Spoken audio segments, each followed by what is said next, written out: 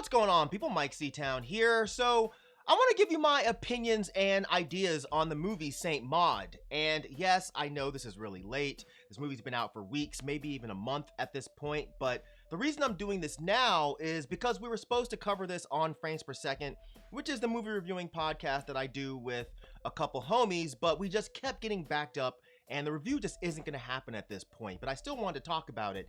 But don't start with the whole, I wish we got everybody's perspective on this and not just yours. You know, yeah, I wish I was 6 feet tall with muscles like The Rock and a voice like Morgan Freeman, but that's just not reality, you know? We all have to deal with life's shortcomings. So, sorry, you're just stuck with me. But, yeah, this movie review will also contain spoilers, so if you've not watched Saint Maud yet, then get out of here, go check it out, and then come back and let's talk about it. So Saint Maud's a psychological horror movie written and directed by Rose Glass. This is her first full-length film, which I actually find to be incredible. Like, she's a very talented filmmaker, judging from this one example, so I'd be curious to see where her career goes from here, you know, if she ends up being a one-hit wonder type, or if this is going to be the start to a really impressive run. So this is a film about a caregiver named Katie who goes by Maud. Why does she go by Maud? Well, we find out later that she had previously been a nurse and she attempted CPR on one of her patients and ended up actually caving in her chest and killing her. And after this incident, she converted to Christianity, I assume Catholicism to be exact, and she started going by Maud. The name Maud meaning mighty battler, which makes sense as we move along with the movie, but struggling for a purpose in her life, Maud decides that she's going to dedicate it to God, and her mission will be to help people in whatever way God assigns her, which introduces Amanda. Amanda's a former dancer who now has some sort of terminal illness. Maud becomes infatuated with Amanda for a few different reasons. One, Amanda is pretty much the polar opposite of Maud. She's popular, Maud's not. She has lots of friends, Maud doesn't. She's dying, Maud is in the prime of her life. She's not interested in religion at all, while Maud is obsessed with God. So Maud sees Amanda as a test from God. The other reason Maud is infatuated with Amanda, to me, is a sexual one.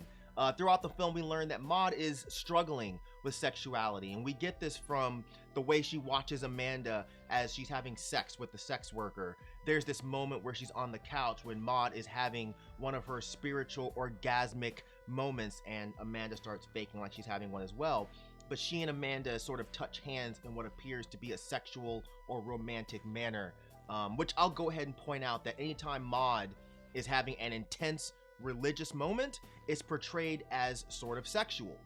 Also, maybe it's just me, but I kind of think that there was something to the moment where Maud is holding Amanda's leg up as she's helping her stretch, and Amanda says, "You're prettier than the last one." I don't know, that scene seemed to be sort of sexual. If you also notice, during that part, before she starts stretching her, Amanda is on the floor laid out in the form of a cross, a Jesus Christ pose. For more sexual references, let's talk about what happens when Maud is fired from working as Amanda's caregiver. In a way, Amanda is toying with her throughout their relationship. She pretends to have a godlike orgasm like I just explained. She calls Maud her little savior, which, being a sarcastic asshole, I picked up on the sarcasm immediately, but it's clear that Maud does not. Amanda gives her a copy of a William Blake book, and at the party, she calls out Maud's almost sexual interest in God, which ends in Maud popping her one good time and getting fired. From here, Maud starts to question what her purpose is. She tries to go back to her previous life of drinking and socializing and fornicating, you know. She gives a guy a hand job in the bathroom, you know. She tries to make friends with the people at the table next to hers. She has sex with a guy that she just met at the bar, and she ends up being raped after she has a momentary flashback of her accidentally killing her patient. And yes, that was rape. After they had initial intercourse, she then said no, and the guy forced her to continue having intercourse. So please don't argue this in the comments. One important thing to note concerning the guy she's having sex with is that he implies that she's been known to hook up with people, including his friend. So we can assume that prior to her conversion to Christianity that she had frequent sexual partners. So maybe from this we can assume that she might see the accidental killing of her patient as a result of her past sinning. So then maybe she sees the job of saving Amanda as a repentance for killing her patient. And this is when we get the scene of her having another spiritual encounter with God, who appears as a cockroach, which we'll get into later. But it's here that she gets back on track as far as her godly mission. And it's here that the pain aspect with her really started to make sense to me. Maud has a saying, don't waste your pain. She sees pain as a necessary part of life in order to ascend to a certain place of sainthood, which is why after she slips back into sinning, she puts the nails in her shoe and starts walking in them. This is her thinking that suffering is a part of getting back to God's graces. Earlier, we see that she intentionally burns her hand on the stove. We also later, in a very intense scene, see her peeling the scab off the burn after she's fired.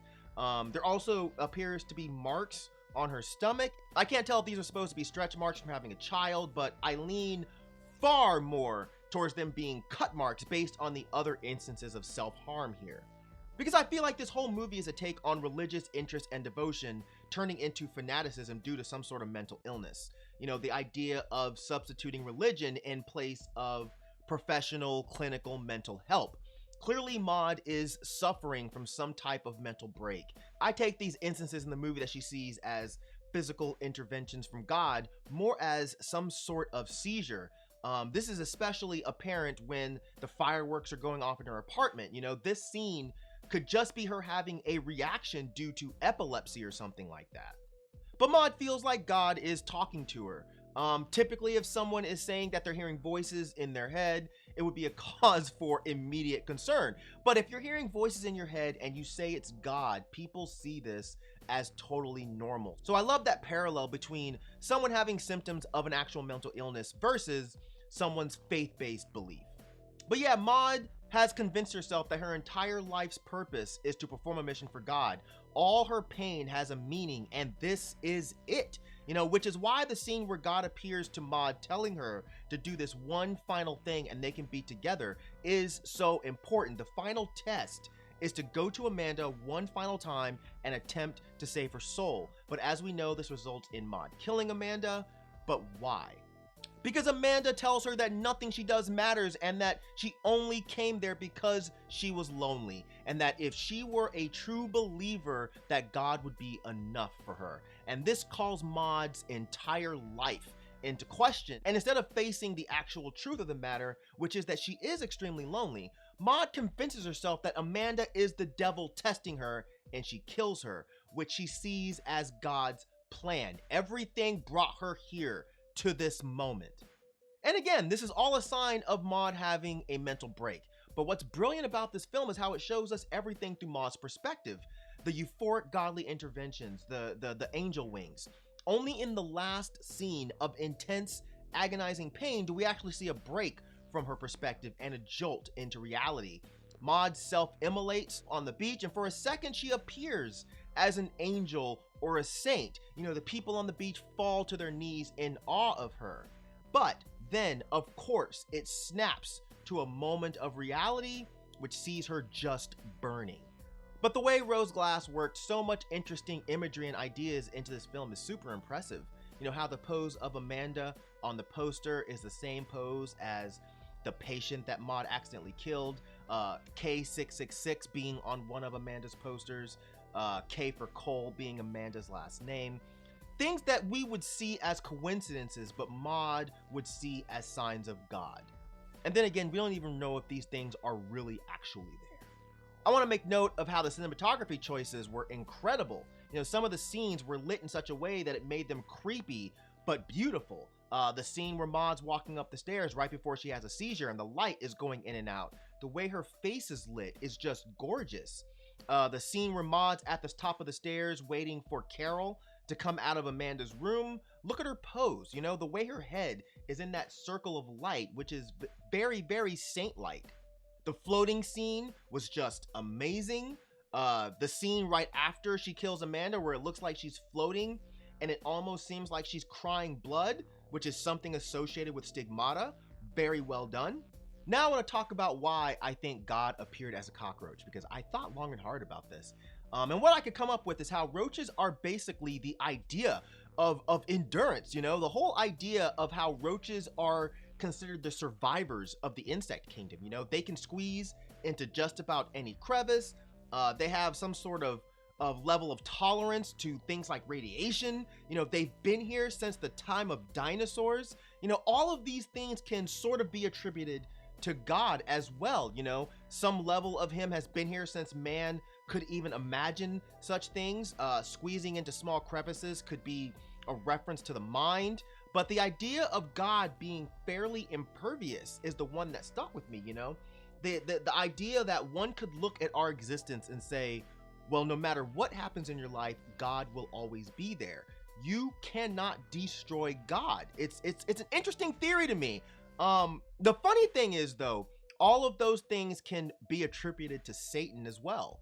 But yeah, I'm probably reaching with that whole thing. Overall, I found this movie to be amazing. It's a brilliant character study on how mental illness, psychosis, tragedy can lead to religious fanaticism and what the effects of that could be. It challenges how we look at people who may be disturbed and how our minds can teeter from being dismissive to sympathetic or concerned. It was delayed quite a bit due to COVID, but I think it lived up to the hype perfectly. So yeah, make sure you guys go check this out. If you have already checked it out, drop some comments down there and let me know what you guys thought of it. Let me know if I missed any theories or ideas or imagery or symbolism, all that good shit. But yeah, this is easily one of my favorite movies so far this year. So yeah, that's it. As usual, thank you for living, thank you for loving, thank you for being you, and I'll see you guys next time. All right, peace out, boy.